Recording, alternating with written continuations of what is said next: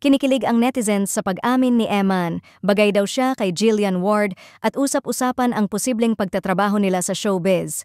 Mas lalo pang uminit ang social media matapos ang pag-amin ni Eman Bacosa Pacquiao na crush niya si Jillian Ward at hindi na makontrol ang kilig ng maraming netizens na tila ba nagkakaroon na ng bagong unexpected love team ang showbiz. Sa sobrang dami ng nag-react online, mistulang naging instant trending topic ang pangalan ng dalawa. Ayon sa mga netizens, bagay na bagay daw ang personality ni Jillian at Eman.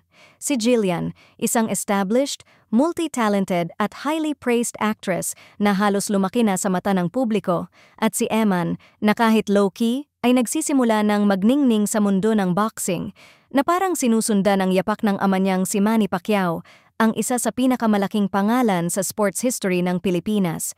Kahit puro spekulasyon pa lang, ang isang bagay ang malinaw. Kung sakaling magkaroon ng kahit anong project sina Jillian at Eman, siguradong susubaybayan ito ng publiko. Hindi lang dahil curious ang mga tao, pero dahil nabuo na ang kilig factor na hindi inaasahan.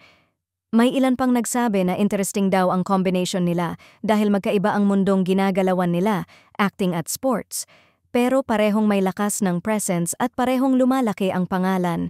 Kaya't kung sakali raw na magkaroon ng chance, posibleng maging fresh and surprising pair sila na pwedeng sumabog sa popularity.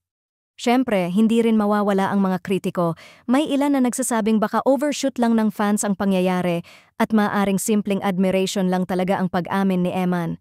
Pero kahit anong pilit i-neutralize ng iba, hindi napipigilan ang dama ng publiko. May spark na gustong pag-usapan ng lahat.